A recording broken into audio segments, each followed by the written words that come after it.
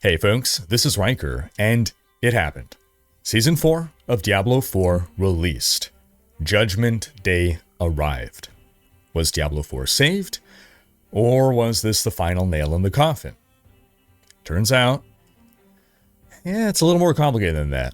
We'll also talk in this video about how the Helldivers 2 CEO is fighting for players, the leaks about Valve's new game, and other gaming news highlights of the week. And let's dive right into some rapid-fire news. According to reports, a Total War Star Wars game is in development, as per outlet Dual Shockers.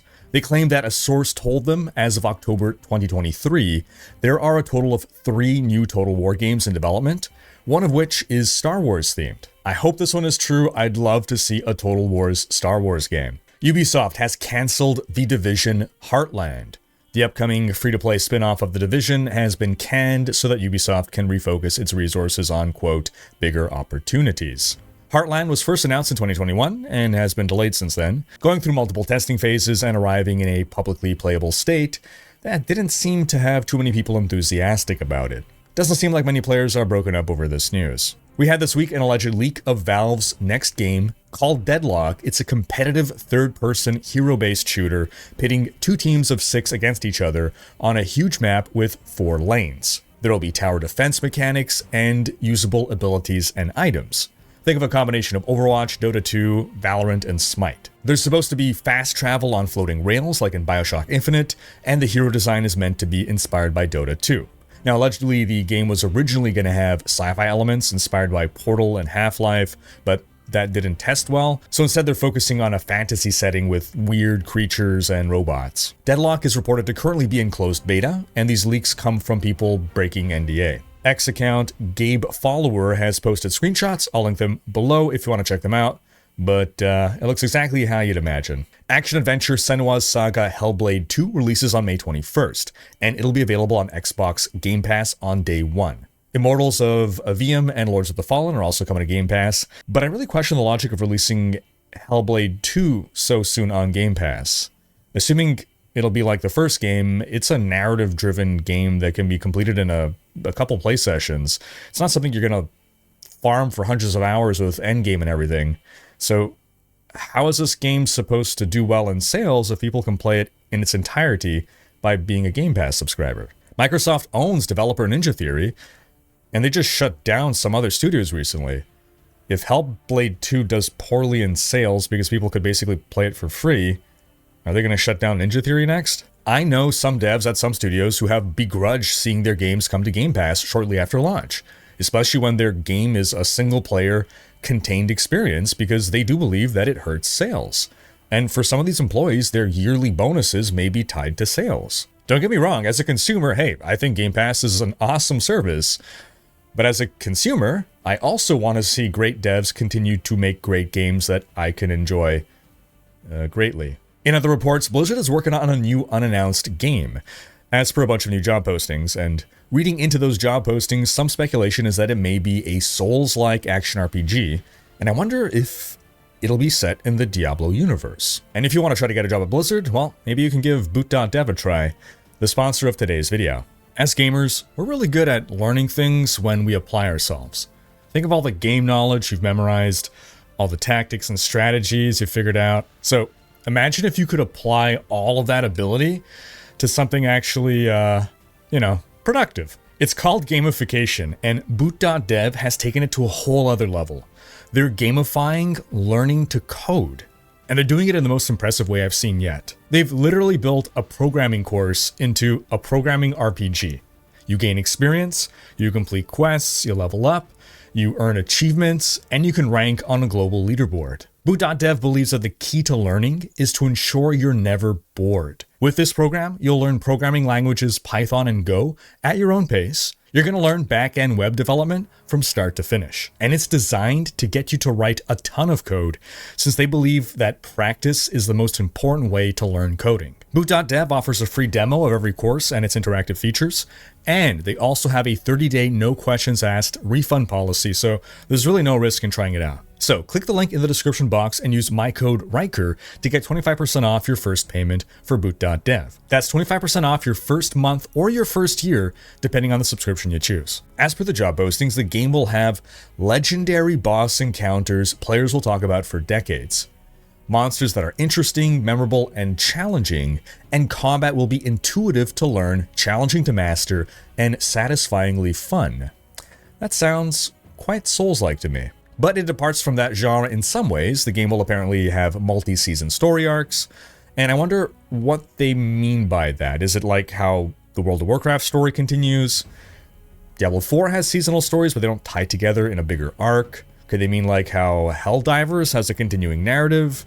Or maybe does Destiny 2 actually have this sort of multi-season story? It sounds like this game will have quests, and it may be multiplayer PvE, and honestly all this makes me think of Project Hades, the original Diablo 4, which was rumored to be a third-person, over-the-shoulder Souls-like. Hades was being led by Reaper of Souls game director Josh Mascara, and he left Blizzard after it was cancelled, and Diablo 4 was then rebooted into a more traditional aRPG. We know that Blizzard just canned Overwatch's PvE mode and let go of most of those employees working on it. Same with that survival game they had in development, codenamed Odyssey.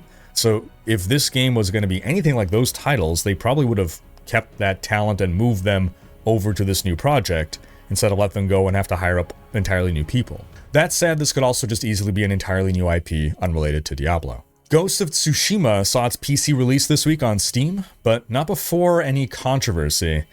After the big Helldivers PSN debacle, Sony decided to enforce PSN account linking for multiplayer on day one.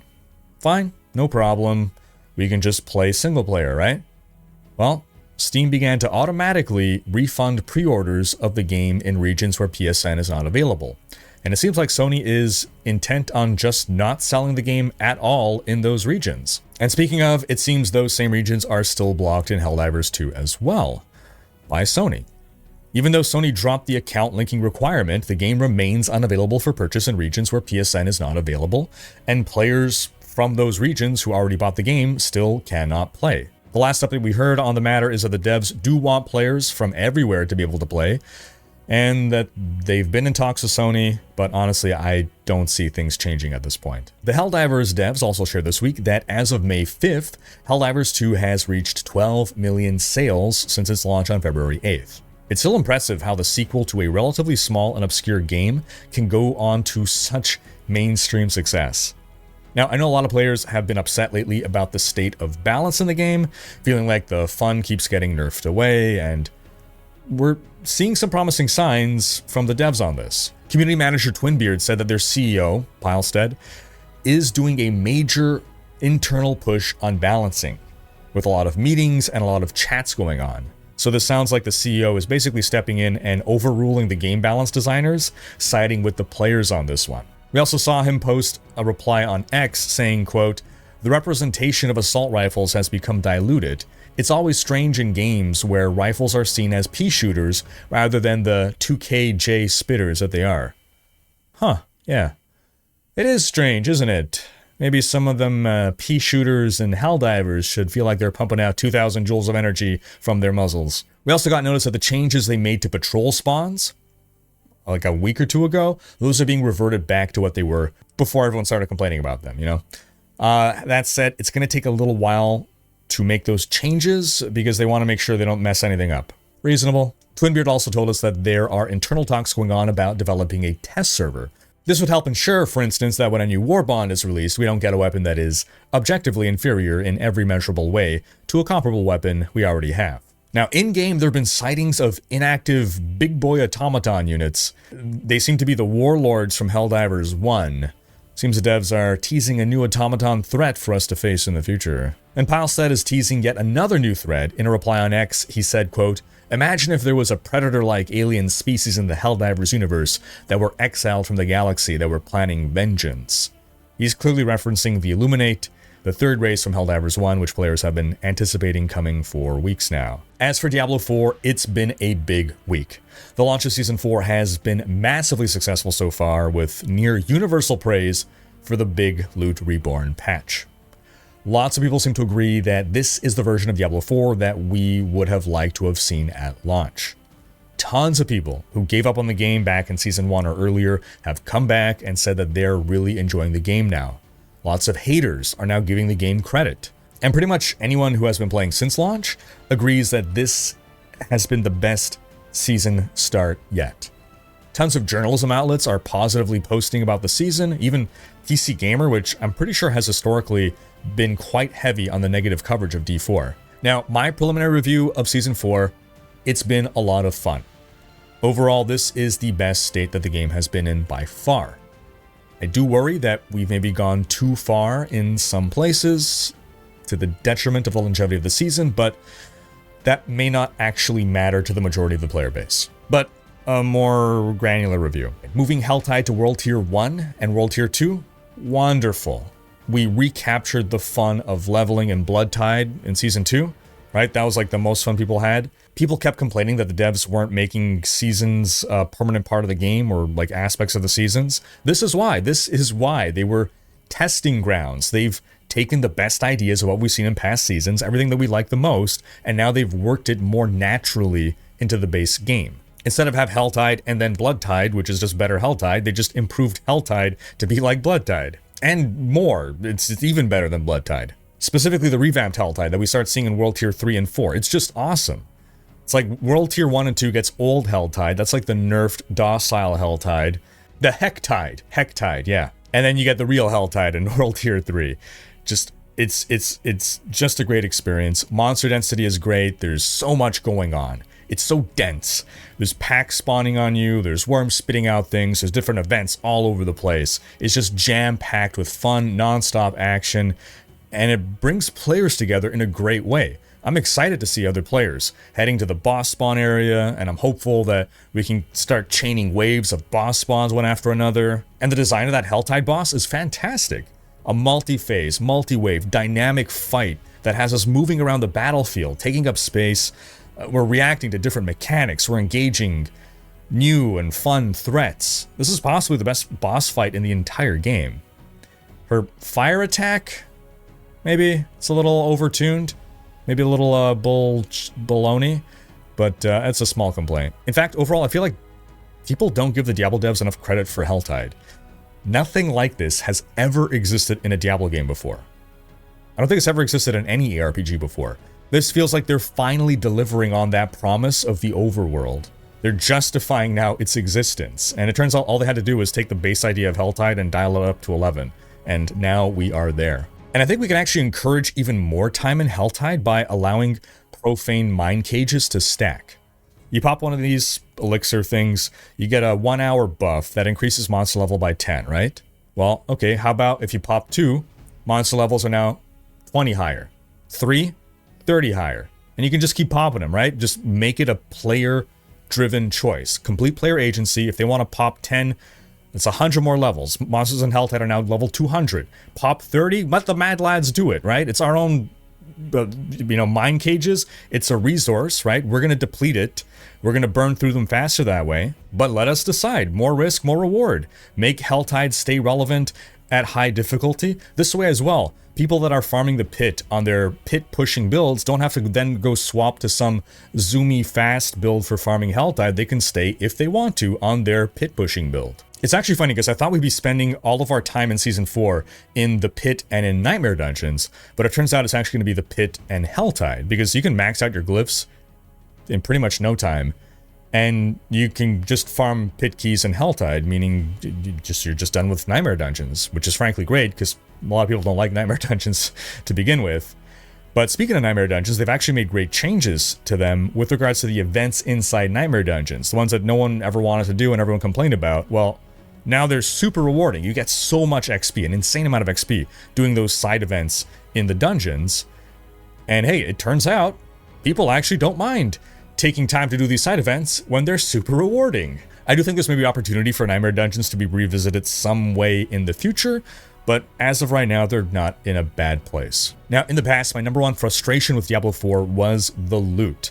Having to spend so much time comparing and contrasting and hoarding, and it was just a nightmare. And the nightmare is over. I'm a massive hoarder, and my stash is basically empty.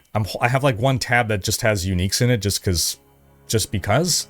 I'm never going to use them. I'm probably going to start deleting them at some point, but stash space is not an issue anymore. No one's complaining about stash space anymore. The Codex of Power change is like a breath of fresh air. Not having to sift through rares as well at endgame is refreshing. Weapon affixes are simplified to the point that I'm never unclear on whether an item is an upgrade or not. That said, I also haven't really been excited for any affixes prior to seeing greater affixes. I've actually not really been excited for any items at all during the leveling process, which isn't great, but I guess it's better than finding the system cumbersome. Actually, there was one item that I was excited to get. In my early 20s, I got a Ring of Mendeln to drop, which was a pretty rare drop and a very desired item for MaiaNashira at some point in the game's history. Now, in Season 4, Ring of Mendeln doesn't actually scale up well enough to be viable late game, even for minion builds, but at level 20, hell yeah, it was great, and it gave me a real feel-good moment to get this awesome item that I knew had scarcity and history and value to it in the past, and to get this at like level 22, it just was awesome. Probably the highlight of my leveling journey. And I've heard plenty of stories of people finding some great item during their leveling journey as well. The rework to town layouts so that we're not running all over the place, everything being condensed closer together, thank you, feels so much better now. Advocated for this a long time ago. And removing the speed limits in town so that we can spur our horses, thank goodness. The new crafting systems are great. My only qualm with tempering, I see a lot of people complaining about the bricking. Others seem fine with it, so the community does seem split on this, but I always foresaw that there would be a not insignificant number of people complaining about this. Now, I wonder if it's possible to add a really high cost to unbrick a tempered item. Something that will ensure you still will keep most tempered items bricked, but let's say you have that one GG item that you want to save, you have the option to save it at great cost. Another topic that comes up a lot is actually difficulty. Some people say the game is too easy now. Those people have not reached the pit. Yes, from 1 to 100, the game's pretty easy now. Probably too easy for my liking, but the pit, rest assured, will humble you. I wouldn't mind if 1 to 100 were more challenging. It didn't help that I also ran a MaiaNashira, which is like the most OP build of the season, but I found 1 to 100 so easy that I basically didn't have to look at my gear or adjust it almost ever. I just, I cared about affixes, aspects, but I didn't care about the affixes at all on the gear. And that made me a bit sad that I didn't have to really mess with my gear. But I'm going to try to level other characters without such OP builds and see if I still feel the same way. I'd also say that for my tastes, the leveling is too fast. I've never advocated, since the start of the game, I've never advocated for faster leveling. That said, I will not argue to slow down the leveling. It's clear that everyone is having a blast, and I am all about maximizing happiness. So if I'm less happy, but tons of other people are happier, then I'm happy. I've come to understand that a lot of people just want to play the game for a couple of weeks, then go off to play other games, so they need to be able to accomplish everything they want to accomplish within those couple of weeks, and then come back at the start of the new season. And, that's not what I want. I want to be able to have fun playing the game for 3 months, but I recognize I'm in the minority. I accept that, and I don't want the game changed just to make me happy. I did put in a good amount of hours this week. I don't stream or play the game full time. I'm not a crazy blaster, but I did put in far more hours than any average player would have had the time to put in without taking time off of work. And at this point, I kind of feel like I'm at a point where there's just not much more that I want to do with my character. And I do think overall that we do need to sit on this season for at least a week or two, let the honeymoon phase end, and see how we all still feel about things. Season 4 is absolutely a massive leap in the right direction. It's not just a step, it's a leap. The game, again, has never been better, but the devs themselves have said there's a lot of stuff in games like these that we really need to put in a lot of hours before they're really put to the test, and we can see how we really feel about these systems. And it's also important to keep in mind that the devs do listen to our feedback. Everything about Season 4 is directly in response to what the community has wanted and how we have engaged with the game. While we all wish that the game could have launched like this, the reality is that it couldn't, because our feedback steered it to where it is now. Now, one common issue that I see players running into a lot is gold costs. More than anything, gold seems to be what we're running out of this season. At lower levels of play, it's not so bad because the solution is to just do whispers. Doing a round of whispers, you get millions of gold per turn in. And I'd even say that gold management is a positive at this level of play. You can't just spend gold willy-nilly, you feel the weight and importance of it. There's a clear way to farm more of it and in a good enough quantity to keep you fed for a while. But at the highest levels of play, once you're deep into masterworking, the gold costs become exorbitant. And according to community director Adam Fletcher, the devs are having internal discussions about gold, so we'll see what comes of that. Now I'll finish off with a couple of tips here that I didn't get to add into my tip video this week. At the Alchemist, where you can craft elixirs, you can actually craft the seasonal elixirs for the price of obol. So you're basically buying elixirs with obols at the Alchemist. Also, tempering tip. Temper your items before you enchant them. Tempering is cheap and costs no gold. Enchanting costs eventually millions of gold. And enchanting doesn't brick your item, tempering does brick your item. So if you fail to get the tempers that you want and you run out of tempering attempts, then that item is bricked and there's no point in enchanting it, so save your money. Oh, and a warning. When you use the salvage all items button at the blacksmith, it will salvage all items. That includes uniques and legendaries. Anything that is not marked as favorite, it will salvage. But be sure to check out my Ultimate Season 4 guide. It has tips for fast leveling, introduction to the new systems, how best to use them. Basically, if you've taken any kind of break from the game, you need a refresher on things, this guide should get you fully caught up on everything that you need to know. I also have a video with a tier list on the best classes this season, if you're wondering what to play. And if you haven't bought the game yet at all, well, there's a free trial ongoing until May 21st, as well as a 50% off sale. Oh, also in Diablo news, Diablo 2 Resurrected, patch 2.73 arrives May 21st, with Ladder Season 7 coming on May 23rd. Nothing new, just a ladder reset. Don't expect anything new coming to D2R ever, sadly. And that's going to wrap up this week's video, but do be sure to check out last week's video, in which we discussed the insane thing that EA is trying to do to video games. Thanks for watching. If you enjoyed this video, give it a thumbs up. Special thanks to my supporters, and subscribe to join Rhykkers Raiders for more gaming content.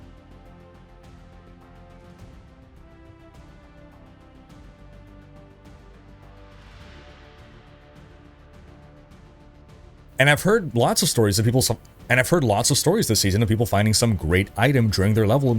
And I've heard lots of stories of people finding some great item during their leveling journeys.